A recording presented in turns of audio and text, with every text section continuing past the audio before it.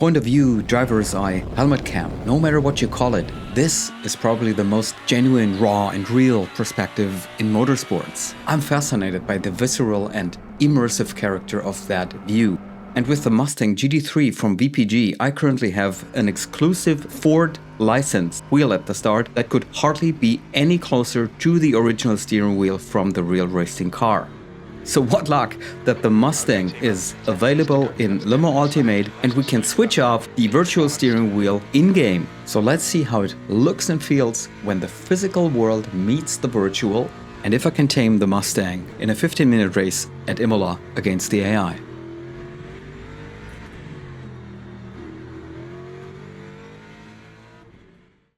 The VPG Mustang GT3 wheel was provided to me on loan by SimUltimate, the sim racing store I cooperate with. Regarding my content realization, there are no requirements or restrictions. Since the technical aspects of the wheel have been more than sufficiently discussed on other channels, I decided to let actions speak for themselves and here now show the wheel in practice. As we're moving up to the start-finish line and waiting for green, the game tells me to keep my speed at 60, which is not possible due to the cars in front of me going slower, but now we're gonna start finally, I guess. Green, green, green. Here we go. I got a good start, good reaction time, and I'm immediately able to catch the two guys ahead of me. Now the Ferrari blocks me a little. I got boxed in there a little, losing the place again. I think I was in P11. The AI strength is on 97, yeah, and through Tamburetto here. Gaining place, losing place, slotting in. I mean, yeah, it's 5 cars now behind me. So I gained a little. Before we now come into Tosa for the first time. Yeah, well, LMU also has come a long way. AI has improved over the last months and patches, updates, if you ask me. They're pretty raceable. Here they are on 97% out of 105, which enables them to do some 144s, low 145s in the GT3 class. The hyperclass is almost as fast as in real life. I'm referring to the 2024 times, of course, Imola. I can do 145s. I guess for most of you that does not sound very impressive, but this is my level at the moment. I can drive consistently. Can pull off 10 low 46s in a row, no problem. But it seems to me that, I will have to hone my skills in that game and also to put more time into the setup. This, for me at least, seems to be one of the keys where to find these remaining 1 to 2 seconds. And does this pretty exclusive and pricey wheel help me to get there quicker than, let's say, a 300 quid alternative? Probably not, let's be honest. But it is the perfect choice for this car, and together with just a few other wheels on the market, nothing gets you closer to the real thing. So after the first lap, I've slotted in here behind that nice Ferrari. We're doing a afternoon session according to the real 6-hour race, so to say. So we're gonna race the whole afternoon and we'll end up close to 8 p.m. No real weather transition, it will stay dry, but of course the lighting's gonna change.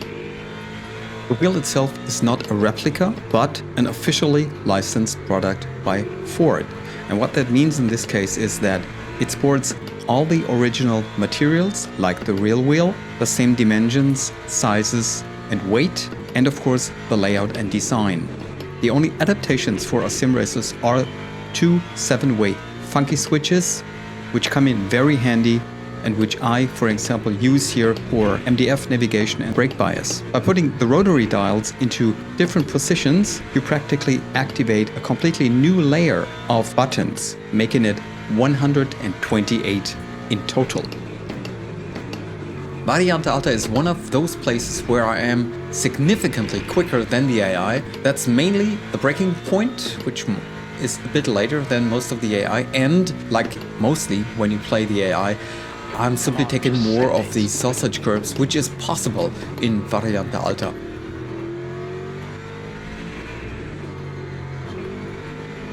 The hypercars are all gone. They almost achieve the real times here, almost on that level of 130, and they're gonna catch us in a couple of minutes or in a couple of laps. And that's actually still something Studio 397 has to work on.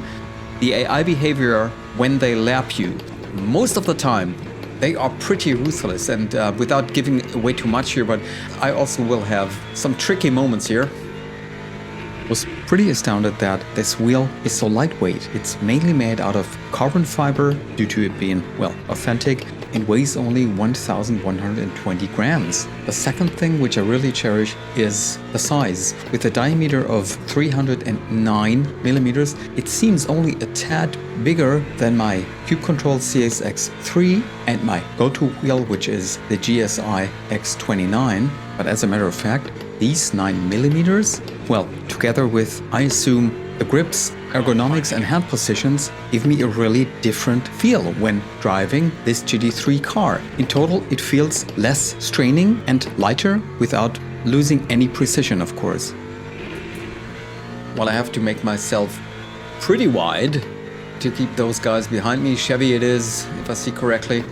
And on the other hand, while I try to get closer to that Ferrari 296 ahead of me, which I am going to attack now for the first time, down into the Rivazza. I'm right next to him, a bit ahead, but he's got the better inside line.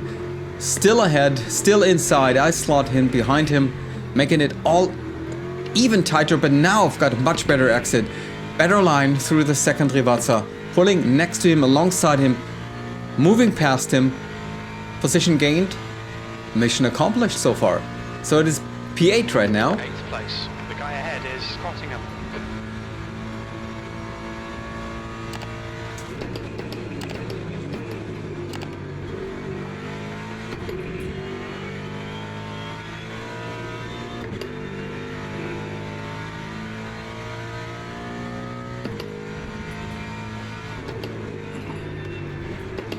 I like how the field gets spread apart. Actually, it feels pretty authentic and realistic. That there are certain bulks or little groups of cars driving together. Not all of them piled up like pearls on a bracelet. And I'm lucky that I found here with 97 quite a good difficulty level for me. I won't ever be one of the fastest guys in LMU. Obviously, I'm lacking skill and patience, especially with tinkering with the setup. But every time I put it on, I'm really having, most of the time I'm having a really good time and a lot of fun, and this is basically what it's all about for me. As I'm mainly doing single player races, for me it is important that I've got an authentic and good time racing the AI. I've done this race 3 times, and this is the only time I've recorded it, and all 3 times went pretty well. At least regarding AI behavior and the overall pace. What I'm still lacking, for example, is that I'm still not using all of the road or all of the curbs possible. And of course, it is also all about precision and nailing these apexes.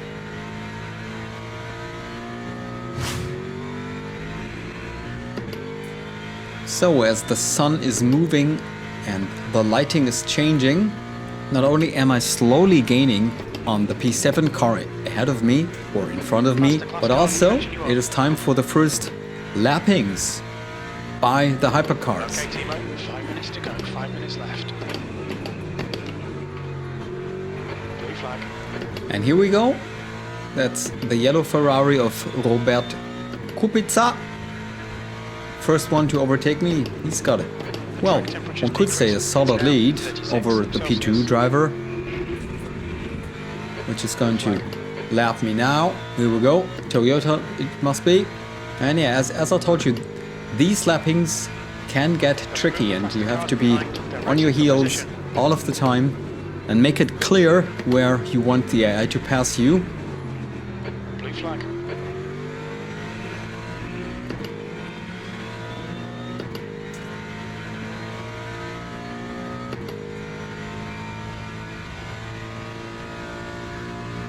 That's the quickest lap for your class. Blue flag. So the first group is through and the second is coming now, and so far so good. I saw them, but now this is what I was going to talk about. Yeah, this is what I meant when I talked about it earlier. He saw a gap there that, well, I was not willing to offer. It came a bit too early for me, but he was impatient, I gotta say, the Alpine. And another, whoa, yeah, tricky moment, nothing bad, yeah. It led to some minor aero damage, didn't affect me much or the driving. However, it is these moments which increase your heart rate to the max. Hard to predict from time to time what the AI does. The next car is Castellacci. There's some faster cars approaching. They're fighting for position. Blue flag.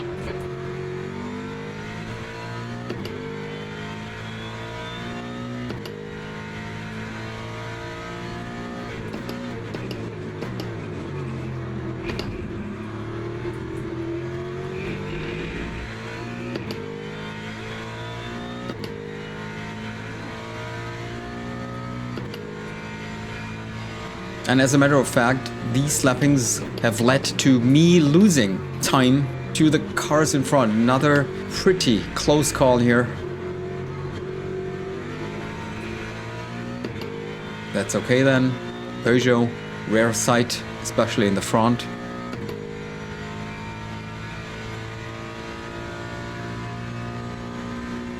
P8. The track temperature's decreasing. It's now 32 Celsius. So what's still in there for me? With only 2 more minutes to go, I guess, or 2 laps to go. At that time I felt pretty confident, was able to pull out consistent lap times, and for me it is always important that I feel in control of the car. Otherwise I'm not very confident, and well, no confidence leads to Liam Lawson in the Red Bull.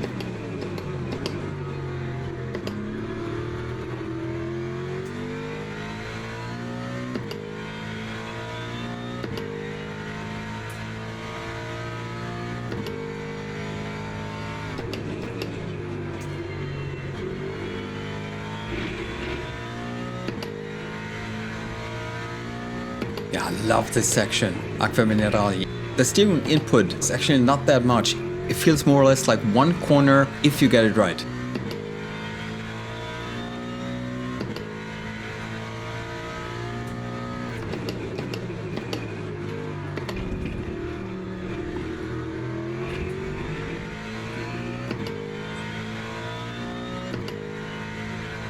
So, I can see P7 ahead. Yeah, and turning into Rivazza, this actually feels only like, yeah, what is it? Another 2 seconds or a bit less? I'm afraid that will be too much for the remaining time. Pity, but at least I am able to close down the gap.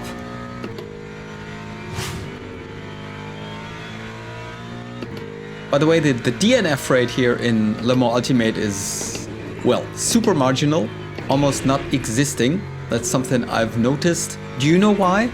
Are there any mechanical or technical failures that lead to DNFs, or is it always, well, an accident, a driving incident that lets you retire? You're heavy over the sausage curbs, but the car can take that.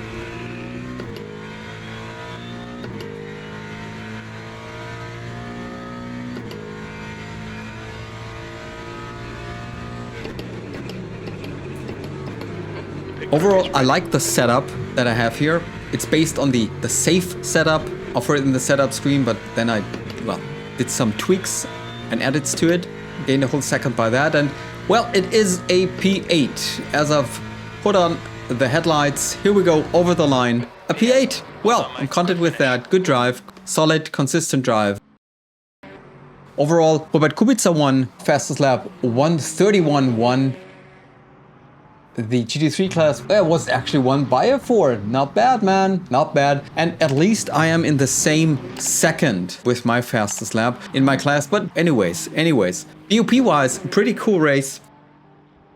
And this will not have been the last video with or on the VPG Mustang GT3 wheel. And remember, if you're going to buy new sim racing equipment, have a look on Sim Ultimate. They probably have you covered. And if you use the code TIMO5, you will get a 5% discount on your purchase amount. Thanks a lot for watching, guys. Have a good time and see you on the next one.